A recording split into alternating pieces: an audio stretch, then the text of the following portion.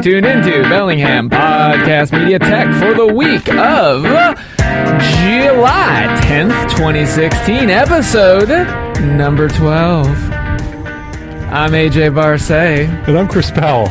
On this episode of BPM Tech, Stagnant Technology, it's all around us. We'll take an in-depth look at the same old, same old. We've highlighted spots to visit on the I-5 exits in Bellingham. Now we're talking go-to places in each district. And we'll both share some apps we just can't live without. You want technology? You want Bellingham? We got it all right here, ladies and gents. Next on BPM Tech. And in the special edition, you have a train that goes by in the beginning of BPM. That's right. Where are we, AJ? We are at I'm going to call it the diving spot off of the Boulevard Bridge, or Boulevard, what is it, Boardwalk? Le Parc du Boulevard. Le Parc du Boulevard. I would think this is like the south Taylor section side of the Taylor dock. Yeah, it's the Taylor, well, but it's not a dock. Well, the Taylor walk. The walk. The Taylor walk dock. The Taylor walk dock. Well, there's a covered area, and that's where we're at. Enjoying a little bit of the sun and the surf and the wonderful 4.5 minute long train. Yes, we counted it because we kicked off the show and had to wait that long. So I'm channeling my inner Frank Sinatra, and I am, first of all, going to ask, what are you drinking, AJ? Well, I'm drinking not much water because it's spilled. It's spilled. But I wanted to bring this because I'm drinking water, or at least I was. Good for you. Until it emptied. Uh-huh. But it's not as much what I'm drinking, it's what I'm drinking it out of. What are you drinking your water that just spilled out of, AJ? It's a cool bottle that my wife actually got, and it's a 20-ounce Elo. Elo? Okay, well, there's Alo, yes. There's Elo, the social network, uh-huh. And then there's Elo, my bottle. So this thing, it's covered in gray because they're very girly colors. They got bright pink, bright purple, bright blue, bright yellow, and then like tactical gray, which is the only man version that I would carry. We'll call it stealth gray. It's stealth gray. There you go. Okay, or actually Seattle gray. That's definitely Seattle sky gray. Or if you're a fan, CGP Gray, who does Hello Internet and a couple other things like that. So, sure, yeah. We'll do that. But what's cool about this is it is, for everybody listening, it's glass. Mm-hmm. It's glass with a flip top that you can unscrew off if you want to put ice or whatnot. But the cool thing about this is the lid technology. It's a hinged lid with a silicone topper to the actual glass, so your lips only touch glass. So if you're very environmental, there is no plastic, anything going on. I had about 2 punchlines that rhymed with what you just said. Yes, I figured. For maintaining the clean label on our podcast, I will not voice them. But it does look good technology. Yeah. Well, what's cool is also how it greets you. It greets you, Chris. No, I had no idea water bottles had a This is water bottle tech at its finest right here, okay? You know what a rip? Check this out. Watch. Ready? That is a hello. Yep, seriously. It's like, oh. Hello. And it just flips up. It is dorky, but you know what? It is We are dorky. It is a piece of tech. It is new piece of tech for me. Yes. And I got it because, I got sick and tired of carrying, plastic bottles or whatever. And my wife loves it. So I was just like, they got tactical gray. Let's do it. All right. Well, that's great. Unfortunately, I'm not drinking anything right now. But before, I had my 80 times 4, 80 ounces of water before, so my kidneys are thoroughly flushed right now. Awesome. So last podcast, AJ, you wanted to talk about a comment that I made on a previous podcast, talking about Buy It for Life. Well, yes. I'm going reciprocal on you. You made a comment last podcast during the BIFL, Buy It for Life podcast, where you made a comment about Adobe becoming stagnant. Yes.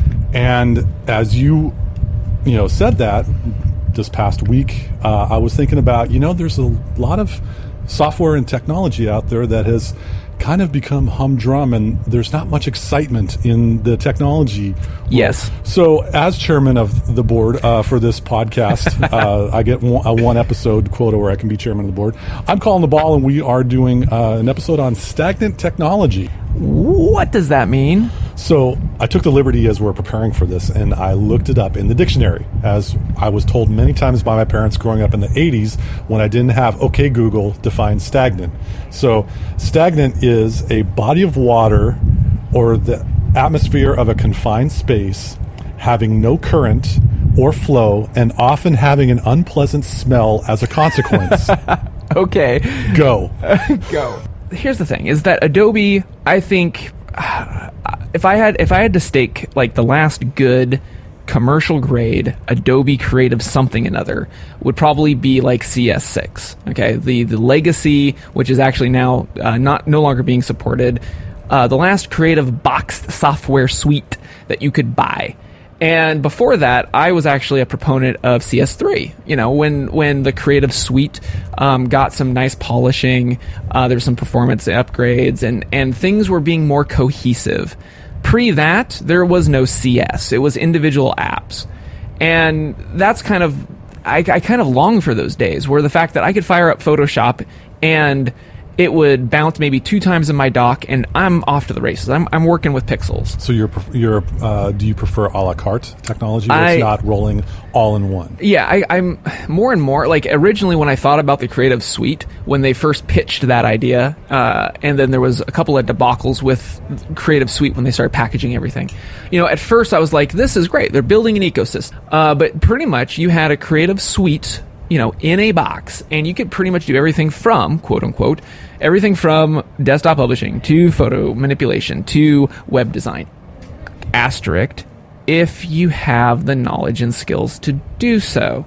You know, it's not just because you have everything, including, you know, if just because you have Dreamweaver does not mean you're going to make a website. You do have to have some sort of knowledge and skill behind it. And that was kind of my start of the downfall of Adobe, is that, you know, and they started splintering off packages, and you'd pay enormous amounts for lack of apps versus, anyway, it spiraled down to what we have today, which is the Creative Cloud. It is a subscription model because everything's on a subscription model. Your cable bill, your water bill, your Netflix bill. The difference is there are several apps that do it better, faster, stronger for the tool that it was intended. When Photoshop was Photoshop, there's a lot to it. It's bloated.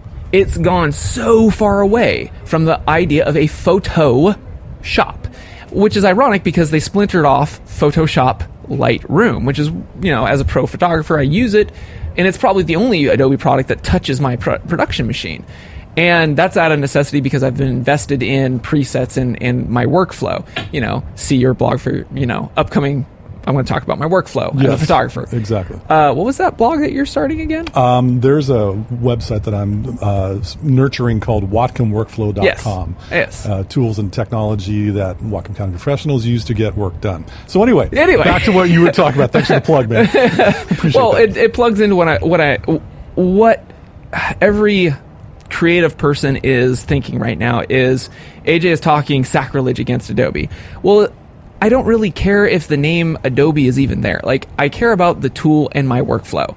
The fact is, I want to take pretty photos. I want to make them bend to my mind's eye because that is what I'm doing as an artist. I don't care about brand affinity. Whether or not it is Adobe, whether it is Serif, whether it is a $3 app that I have on my iPhone, I don't care. If it comes out the way that I intended it, job accomplished. And for Adobe to basically do the same thing they did with the original Master Collection, to charge an enormous amount to have all of these apps when people want one, and then you have no benefit to the subscription itself. Like, oh, you get storage. Great, you get 2 gigabytes of storage. Okay, my Dropbox stores more. Like, there is no... I can't wrap my tech head around the fact that they wanted to have a subscription model other than the fact that they wanted to be a meat grinder and make money. That's it. Because we have not benefited since the creation of Creative Cloud. We have not, as a consumer of it, you have not benefited from it other than the fact that every month you pay some $50 to have all of these apps. But if you wanted one, like Photoshop, your host. What are their options to be able to, you know, they're not a professional photo editor. They're Bingo. not a professional movie editor. Bingo. But they do have a killer digital camera that they spend hundreds of dollars with. Right. They want to make it look pretty. Right. How would you advise them if they were sitting here in front of us? So here's the thing, it depends if you're on a Mac or a PC, and I lean towards the Mac largely because that is where the creative community typically has been and typically stay, okay? If you're on a Mac, you could easily just use the built-in Photos app, okay, and do 99% of what a typical user of photography can do. If you're trying to do brightness and contrast, awesome. That's built in there, okay? If you wanted to elevate it a little bit more and you're like, AJ, I'm one of those kind of, I'm not professional, but I'm not amateur. I'm kind of like a prosumer type of person, okay? The one bastion of hope for Adobe is that you can still buy a boxed copy of Lightroom as of at least the recording of this podcast. The reason why I say that is because I don't know how long it's going to last. I bought it, I've had a perpetual license of Lightroom since CS. Well, it's not CS, I guess it's Lightroom 5. Mm-hmm.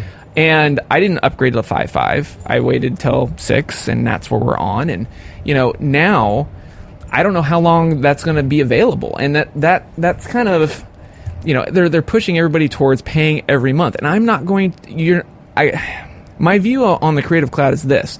They're holding my creativity hostage. They're not setting me free. Okay?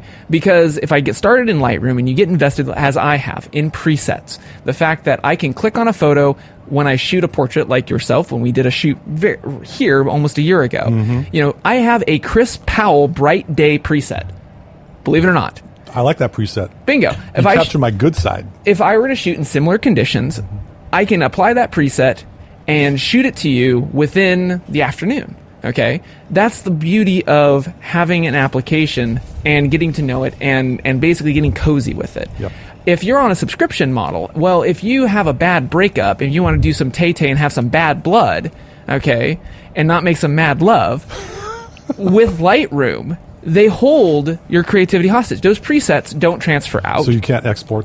And that's the thing, is that you've tagged things, you've categorized mm-hmm. things. All of that is in the Lightroom library. And this is tying into another area of Stagnant Tech that what I'm lamenting is we spend years of our time mm-hmm. and effort mm-hmm. to get, in the Texas Hold'em term, pot committed to this product. And then when something happens, whether it be a credit card gets canceled and you get a new one and forget to update your monthly subscription credit card, or they raise rates or they shutter their doors, mm-hmm.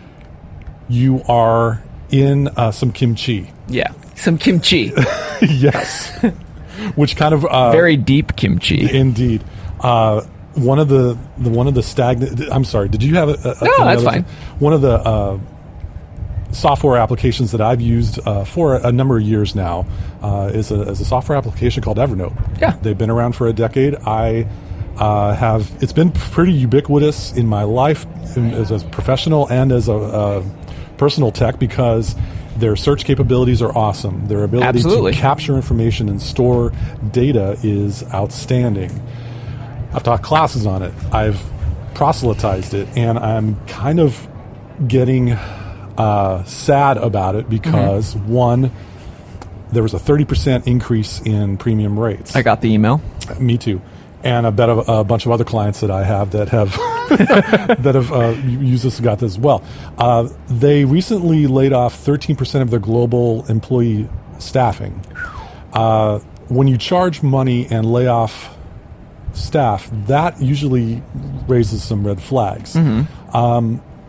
They make a fairly dramatic change to their user interface in a Mac desktop app and the web user interface, which causes concern. Mm-hmm. And I'm starting to wonder if this is something that I want to continue with utilizing and or supporting, because I'm starting to not believe in how they're keeping up with technology as time progresses. And so here's my to dovetail back to what I was talking about. Okay, Evernote is a subscription. Yes. And you have a free version, but I mean, let's face it, hold on. That free version, as of these new changes, it only works on two devices. So let's get a little more granular, a little more complex in how we can advise people to start with this, or in our own methodology, if we don't want to go premium, which two devices out of, my 7 that I have, do I want to put it on?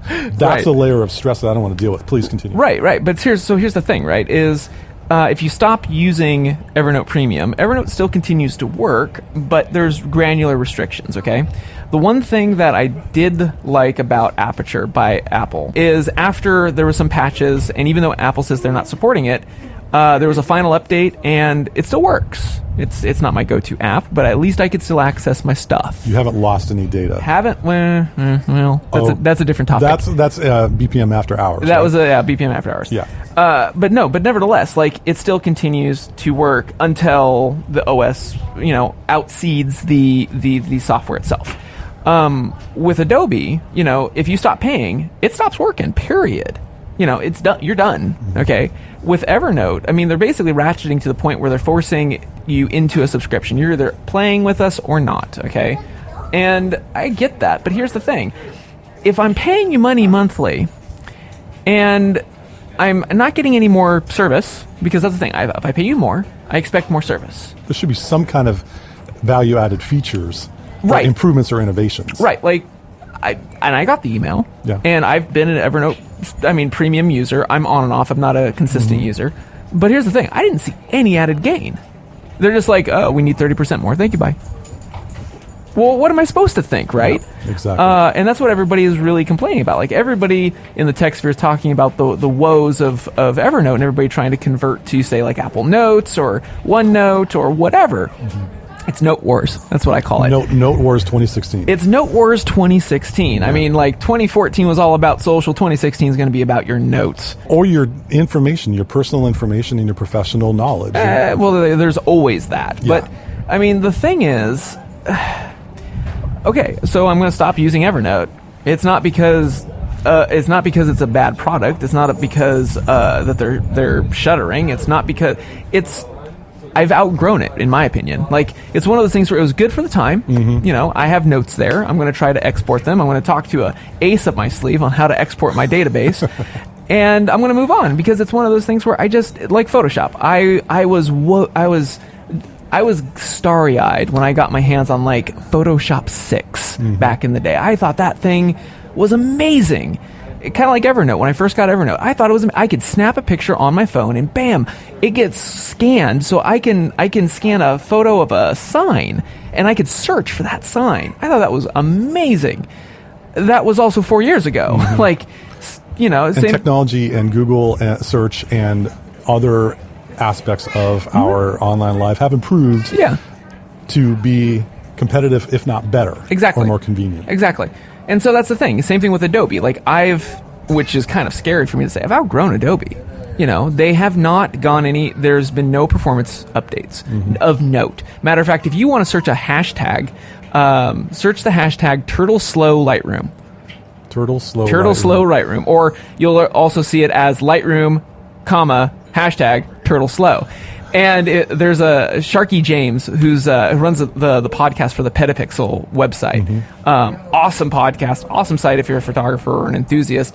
But the thing is that, like, even he talks about it. A pro photographer who's been a working journalist in photojournalism for I don't know how many years, who's also connected with all of that sphere, and even all of his peeps say the same thing. Sharky, dude, this is TurtleSlow.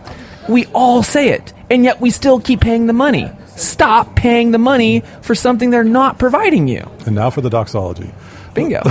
Same thing with Evernote. I'm seeing way too many articles on my tech blogs that I'm doing for research, and there are many people that are having concerns or migrating away. So I went down that path. I'm of the mindset, as a technologist, I'll go first.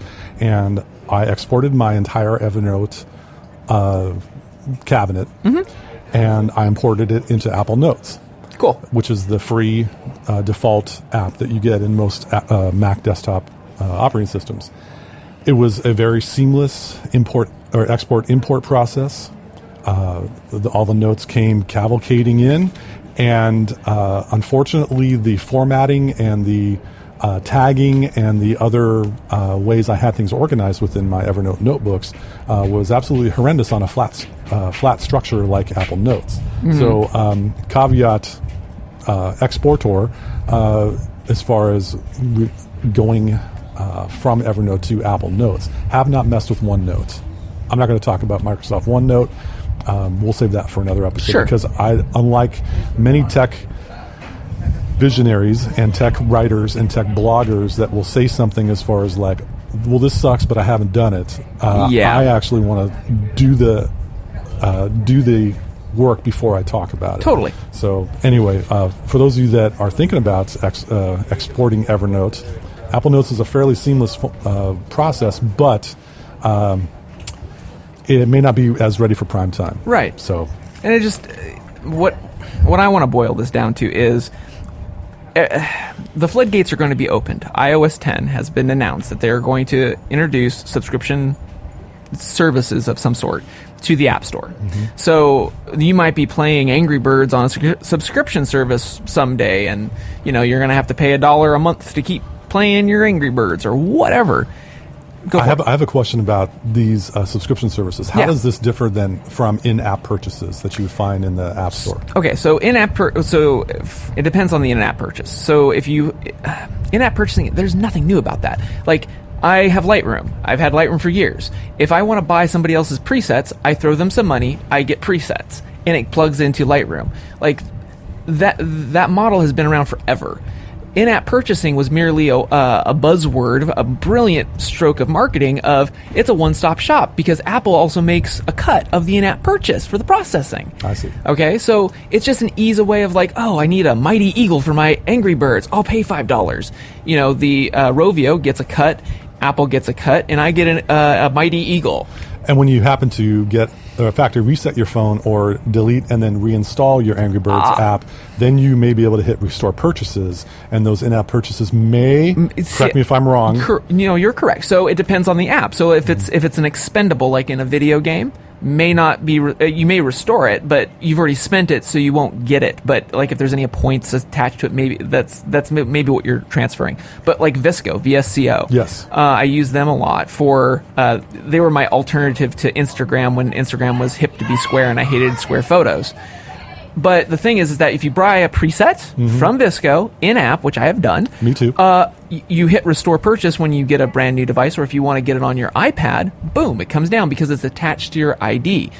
That's different than a subscription model because a subscription model is like Netflix. It's all you can eat. If it's on the system, you get to eat it. So the subscription model that we'll be seeing in iOS 10, and correct me if I'm not fully surrounding this, is you're being given the right to use the app, correct, as opposed to value added. Yes, and that or possibility, like let's say VSCO wants to have a subscription, you get to have access to all of VSCO's filters as opposed to a la carte. We've seen this before, and we're getting away from it. It's the cable model. Mm-hmm.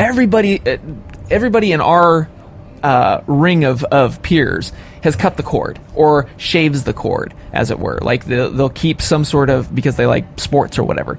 But we don't like this model. Like traditionally speaking, in the U.S., we genuinely don't like this idea. It's begrudgingly accepted. Yeah. Or what, we have to do it because we don't have legal alternatives. Yeah. It's. I don't know of any other analogy to put it other than the cable model, where it's like you want one channel. Well, you're going to have 5 shopping channels, 4 government channels, and 20 other channels of various content that you don't want. Right, it's bundling, right? Yeah. And so that's what I'm afraid of in this whole thing. Now, where subscriptions go right, I think something like Netflix. You get what you pay for, and Netflix is bargaining for us to get shows and stuff that typically you wouldn't get or get shelved. For instance, the French film that I was longing for that got sacked by Paramount the week that it was supposed to come out was Un Petit Prince, with the Little Prince, based off the children's short story. They sacked it the week it was supposed to debut in America. Netflix sacked it, or no, Paramount. Paramount did. Okay. But Netflix comes in, swoops in, saves it, because we're not talking like a small feature. Like, this was produced by like the equivalent of like French Pixar, with like Jeff Bridges as the voice actor. Like, this is maybe a AA.5 film, not a AAA film, right? But the fact that Paramount just drops it without any notice because they feel that it's not going to do well in our market, and yet Netflix gets it, and to great acclaim. Everybody's waiting for August for it to hit. or House of Cards, offering the ability for, who's that? Kevin Spacey. Kevin Spacey, Yep. to be able to, in his production company, to pitch not just a pilot, not just a series, but here is a plot arc of 3 seasons. You want to sign me? Like, that's unheard of in the television industry. You're barely scraping by just to get a pilot across people. I'm going to whine about Netflix for a while. As while it's great that they will have cutting edge original series and not go 24 episodes and take a summer hiatus like the old model. I got a problem with where Netflix is heading with their massive amount of data analysis, because how so? Well, what I'm finding is they are gathering data on all of our usage, on all of our clicks, and whatever we look for, and those movies that were there, streaming when I first signed up, they get pulled and are unavailable for streaming because no one's watching it. So they're of course, it costs them money to host these movies, these TV shows that have been there for a while, and then they'll bring the other ones in that we're not and it's turning into the Blockbuster business model in this way, because Blockbuster did not have what not Crazy Mike's Video on Lakeway. Oh yeah. So Crazy Mike's, all of the obscure DVDs of movies and deep cuts, if you will, of TV shows and movies are there available for rental. It doesn't cost them that much to store that. Netflix is going with the current hits that get the most traffic, and that upsets me because I'm a fan of not watching what everyone in this country is watching right now. I want to watch Blue Thunder from 1982 with Roy Scheider and I forget the other guy's name. Or maybe even the Blue Thunder TV show from 1983 with Dana Carvey and James Ferrantino. It used to be there on Netflix. It still may be there, and I could be talking out my butt. But the point is, they pull the series that are not popular. And they're going with the biggest bang for the public buck, and that kind of upsets me because now I don't have that variety to choose from, and it's now it's like net zeitgeist flicks. Net zeitgeist. So that's my rant. I'm off my soapbox. Over to you. I see what you're saying, though. I mean, but here's the thing: is the obscure stuff, right? It was once there, and you got to watch it. Thus, I see it as you've already paid for the viewage, okay? And if you liked it that much, it still exists. It's not like Adobe where it's like there's only one way to get a Photoshop. You have to keep paying. There's more than one way to get that alternative flick. You got introduced to it by Netflix. Cool, discovery.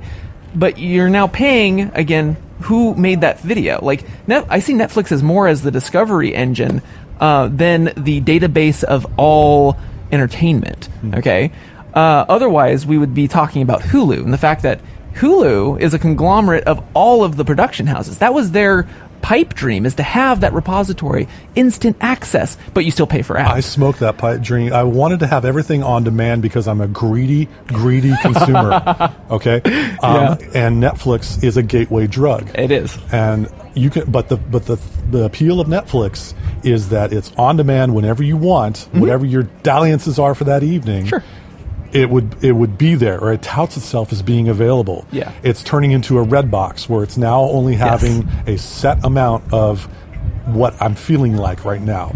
And when a family member wants to watch a certain movie, and I thought it would be there, we do the little search. And by the way, Apple TV remote stinks to try to search for letters in the word, and it will not have something available for streaming, but Netflix will now drive traffic to the Apple TV store. Yes. And the Google Play store and the Amazon store. And so this is the new coming of age in how we are going to access what we want on demand. And I'm tired of trying to figure out which route am I going to take. But see, here's the thing I'm gonna nick you on this. Don't nick me. I'm not nicking you, but here's the thing. Easily. Here's the thing is, well, like I said, I don't see Netflix as the repository, okay? However, like you just talked about, there's the Google Play Store and there's the iTunes Store, and we also have Apple TV, which is opening up this whole idea of apps being a channel, basically. And HBO is, I mean, they were the first to jump on board with this with HBO Go. Like, you want our content? Pay us direct. And I can get behind that model. I really can, because I know they are the ones that made the content, not Netflix. Now, Netflix does have their stuff, and they'll always have that. I get that. But I'm a proponent of, like, if you want it, go to the source. That's why I'm a Patreon creator. Come to me as the source. You don't have to, I don't have to pay a cut to 500 Picks. I love those guys, but don't get me wrong. Like, if I sell on 500 Picks, they make their share. You know, iTunes, they make their share. But if I could go direct to HBO and say, I want your stuff, and it better always be there, and that's my little poke at them, is that they also pull their own content based off of the zeitgeist of what's hip on HBO. But the thing is, like, you can still get access to the content by the original content creator. So I'm going to take a tangent here and sidestep or step out of my co-host hat for a second. Ladies and gentlemen who are listening for Bellingham Podcast Media, I want you to take a moment and realize just what kind of unique situation this podcast is.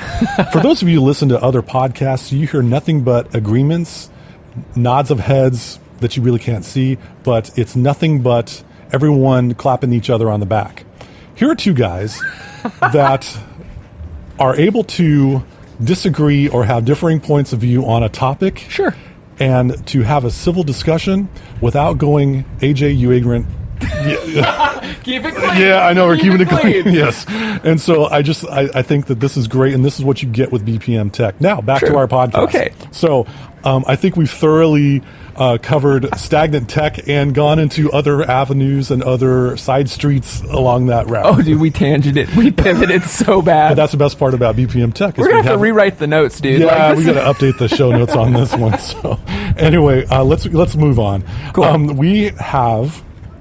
by the way, thank you again, my podcast partner in crime. I started this without probably warning you, but I wanted to go each exit at I-5 in Bellingham to find out. That was fun. It was fun. It turned. I knew you'd like it. So we've completed Fairhaven to Bakerview. We've covered all Bellingham's 7 exits. Exits, yeah. 9 exits in Bellingham. And so now, what are we going to do? We got to keep this up because this is fun. Let's talk about our favorite spots by district. Mm-hmm. All right. So there's a little bit more variety in what we got going on. I can't wait for the York neighborhood to figure out what's going on for that one. So stay tuned, folks, for the York neighborhood district. Well, see, that's the reason why I wanted to run with this, is that, you know, in Bellingham, like any city, okay, there's boroughs. Like, you look at New York, there's the boroughs. You look at Paris, it's a big snail shell, you know, and there's different numbers for each of the boroughs. Bellingham's no different. And, like, we get... we become a little bit blind to what's around us because we have our routines, right? Like, if you're like Keenan's on the pier, which is right behind us, you know, it is. You know, you go down, you sit on the dock. Hi, Keenan's. What's up, Keenan's? Yes. You know, and maybe you'll have a cocktail on Friday or whatever. But, like, I liked your idea of the exits because you have to get outside of Bellingham proper to go north or south. Yes. You know, and look at these different places. So we're going to do the same thing for districts. So we're going to start, naturally, in the first district as you come up North I-5. And welcome to Bellingham. And it's the Fairhaven district where we currently are recording this podcast. I planned that. I know you did. All right, AJ, you're on the hot seat. What's the best place for you and your lovely wife to visit in the Fairhaven district? So, if you've been listening to the show for 12 episodes, you know that... I never listened to you, I'm sorry. So you know that either gaming or my stomach is guiding my decision. So if you have your bingo card out, in downtown Fairhaven, there's... and I'm going to pull a page out of your book. It is non-alcoholic related. That's my kind of place. Because I do like Archers. I think previously on the show I mentioned Archers. Right. I'm going to go right next door to that. Actually, I think it's 2 businesses down. There is a wonderful Polish woman who runs a creperie. Her name is Magdalena. And if you go in there, actually, as of recently, if you go in there, she has wonderful art on the wall from, like, she's originally from Poland. And you'll see all this wonderful Polish art, and there's photographs of her food, of these beautiful open-faced crepes or baked crepes, which is not French. I mean, she's taking a very interesting and Polish spin on a French cuisine in America. I mean, you don't get much more diverse food-wise, Epicurean-wise than that. But also recently, you'll see there is a beautiful photo of an Eiffel Tower at sunset, which happens to be of mine. Oh. I have been going to her forever. My wife and I used to actually live here in Fairhaven for a while. And we would walk down to Magda's, probably more than our budget should allow. But I always told her, she is the best, and I will stake my reputation on this. She is the best chef in this town, period. Okay. High praise. In my opinion, it's what it's worth, but you know what? I will stick to that. There is nobody that can beat her. And with freshness in local, like most of her stuff either comes from the farmer's market in Fairhaven or downtown. You know, she just is the epitome of Bellingham Epicurean. And her cuisine is reasonably priced. You sit there and it is the closest thing to being in a European cafe that Ari and I can find in 4 counties. Because you go there and you're not rushed. The waitstaff do know us by name because we've been going there for like 5-6 years. Magda knows us by name. Like she's an amazing woman. She's an amazing culinary. And when you sit down there, like you feel like you're not in a restaurant, you're not in a Starbucks or a Woods, you're in a cafe. And you can talk, you can enjoy the awesome vintage music that's usually playing. And you mean can, she doesn't play like 80s pop hits at annoying levels like some bookstores in Bellingham? No, think about my write-in for the last episode. Oh, okay, cool. So anyway, like it's just great. And on top of that, another tip of the hat is if you order coffee there, it comes in you buy it by the French press that gets served at your table. She also does espresso. But here's the thing: the beans. You want to take a guess whose beans she uses exclusively? Jack and the Beanstalk? No. Fairly local. It's outside of the state. Jelly beans? Sorry, I thought you were gonna do Bernie Bott's for Harry Potter. Pills are kicking in. I don't know, AJ. What's the Stumptown Roasteries? Stumptown from Portland. Even though I just praised her for being local, but here's something: she reaches out for what she feels is the best ingredients for her cuisine, and I have to say, like I got introduced to Stumptown because of her, and we've been down to the roastery down there, and again, it's awesome. It's an experience, and that's what I look for when I go out to eat, because if I'm going to lay down cheddar to eat cheddar, it better be good cheddar. We need to have Magdalena's. We need to have her listen to this part because she needs to hire you for like a voiceover for a radio commercial ad or something. That was a tribute and a half to Magdalena's Creperie in Fairhaven. I love you, Magda. All right, so my turn. In the similar area in the Fairhaven district, my standards are food is always good. I want to have something that families can go to. Word. And that is a great environment and not a franchise. Mm-hmm. And by cracky, we have one in the Fairhaven district, right in the zone of the Fairhaven Village Green. On the lawn, just a hop, skip, and a jump away, you're going to have a fairly new gastro place, and it is called Oven. Got it. OVN. It's pizza with umlauts. And I so dig that place. My wife and I went there to check it out, and we had a wonderful experience. I know why you like this place. Why do I like this place, AJ? Read my mind. Because Oven, OVN with umlauts. It's so minimal. Yes. They don't need all the vowels. It's minimal pizza. There you go. I'm all about that. But hashtag minimal pizza. It's not too minimal because they're using so many. It definitely is not going to be a pepperoni and cheese slammed in an oven and bake on 500 for 12 minutes and delivered to your table in 30 minutes or less. No, it's totally not. They take time and effort, and it shows in the appearance and the taste. And so for those of you that haven't checked out OVN Oven with umlauts, go check it out. It's right at the beginning of Taylor Dock if you're headed on it in the south part of it. But go check out ovnwoodfiredpizza.com. It's pretty cool. The interior is awesome. I gotta, if I had to ding something from like 100% to let's just say 98, I'm really starting to get to be a cranky old guy. Uh-oh. Because I'm finding that so many restaurants and so many public places just have acoustics that are driving me wild, so I can't even have a conversation. I will give you that. The acoustics do suck in there. But, like, it's very minimal, and it's very clean. It's very, like... no question about that. But you're right. The acoustics, I will ding them on. Yeah. But if we're going to ding them on that, we're going to ding every place. I have not found a place in Bellingham where I can have a quiet, listen to the voices in my head experience. And the king of the bad acoustics has got to be Boundary Bay. Well, that's in the Railroad District. We'll talk That'll about be a different district later. Yes. Stay tuned for that one as AJ bashes yet another brewery. All right. Cool. All right. Let's wrap this thing up. Put a bow on it and stick it in the podcast hopper. Stick it in the oven? Yeah, stick it in the oven. Nicely done. All right, AJ, we covered a lot. We did. How are we going to wrap this thing up? So, before we wrap it up, Chris, what app you have in the notes? I noticed you changed up our app arrangement. So, what's the stipulations for our app on tap this week?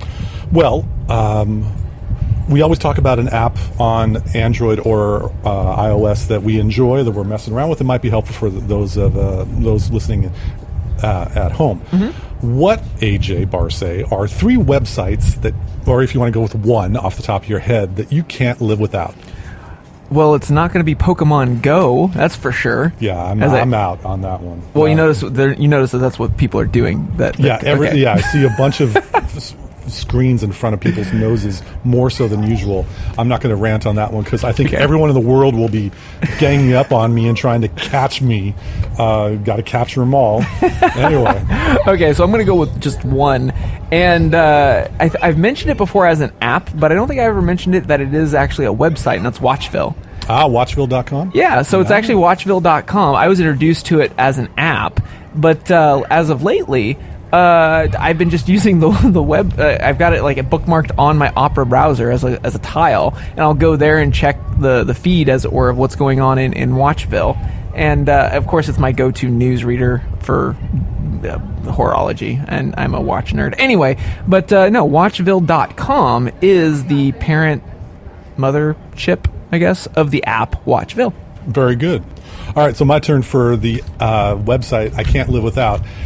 I'm starting to not be able to live without it because I go through websites all the time. This is my shocked face. Yes. But this website also goes in with an app that's available, I believe, on Android, but definitely on iOS. Mm. It's called Mixcloud.com. Tell me more. I don't know this, actually. So Mixcloud.com is very similar to SoundCloud, or it's a music streaming website. Okay. And it's a free, sign up with a free account, but it's a lot of independent artists and different genres of music. Pick what you like. There may be some independent artists and not the ones that you're bombarded with all the time on television. What really appealed to me about Mixcloud is something that happened over 20 years ago to me. So, long story short, I'm going to try to blast through this because I'm a waiter in a restaurant in Sequim, Washington, where I grew up. And on Sunday nights at 10 p.m., Soft Rock Cafe, 104.3 at the time, now it's 104.1, would play this wacky space music Sunday nights. And as we're closing up, I'm hearing like these weird bleeps and synths and everything. Yeah, exactly. Yeah. And I'm like, what the heck is this? And I found out that it's a syndicated radio show called Musical Star Streams. Now, keep in mind, this is 20 years ago, back in 1993, 94, when I was waiting tables back then. Started listening to it, started on my journey on ambient music, which I'm a big fan of. And ever since then, with the dawn of the internet, not much is going on with terrestrial radio and syndicated radio things. Well, the dude from Musical Star Streams is uploading his shows onto Mixcloud.com. Forrest, I love you, brother. You're the goods. Forrest he was based in Sedona, Arizona, but now he's in Maui, mahalo. And you get 2 hours of this wonderful playlist of ambient down-tempo, the future side of radio. Go check out Mixcloud.com. I'm a fan. You should be too. That wraps it up for this edition of BPM Tech. Thank you so much for tuning in. Please do rate and subscribe us on iTunes, on Google Play, on SoundCloud, and even Spreaker. That's speaker, but with an R, so it's Spreaker. And we'd love the stars, the ratings, the upvotes, the downvotes, the what you feel. Or if you want to really tell us in an email, but be nice. So be nice also on iTunes and Google Play. But if I wanted to stalk you in a nice or not nice way, Chris, how would I do that? Many people have tried to stalk me in the past. I get wacky emails all the time, usually about ways that I have money in Africa waiting for me. Or Me too. Yes, or I have a way. They're somehow You have a dear one? They're tapping into ways that I can increase my mortgage or decrease my mortgage amount. Google Chris Powell Bellingham. You'll get the top 10 hits, which will be mine. And feel free to check out all the stuff that I have going on. I like writing. I like talking about tech. I like curating my presence on the net. It's a family-friendly way to get to know me. AJ, you're up. And you have Wacom Workflow. I have WacomWorkflow.com. Yes, I'm working on mine. I'm looking forward to having you as a future professional. By the way, if you live in Whatcom County and you are a professional, you're welcome to send an email to hello, not spelled any weird way. Hello. No, hello at WacomWorkflow.com. Let me know. I'd be happy to talk with you about becoming a future professional. AJ, how can someone find you on the net? They can find me at ajbarse.com. That's just AJBARSE.com. Or you can find me at Instagram and Twitter at a very, very, very, very subdued at reply at AJBarse. Or patreon.com/AJBarse. So thank you so much for tuning in. Again, please do rate and subscribe to us on whatever feed reader that you have. We would greatly appreciate it. And do hit us up on our voicemail. I always forget the listener voicemail. Tell me about the listener voicemail. We have voicemail, AJ. Do you people at home know about this? Well, if you don't, let me tell you about it, okay? If you like the show, if you got a question, give us a call. 201-731-TECH. That's 201-731-8324. Leave us a voicemail. We'd prefer it if it'd be nice because we like listening to nice people. And we'll be happy to answer questions that you might have. And if you have some ideas that you want us to do on the show, let us know. We have a voicemail. Give us a call. It's like Pokemon Go. We got to catch them all. Yes, exactly. Good one. Okay. I'm AJ Barse. And I'm Chris Powell. Thanks again for joining us on BPM Tech.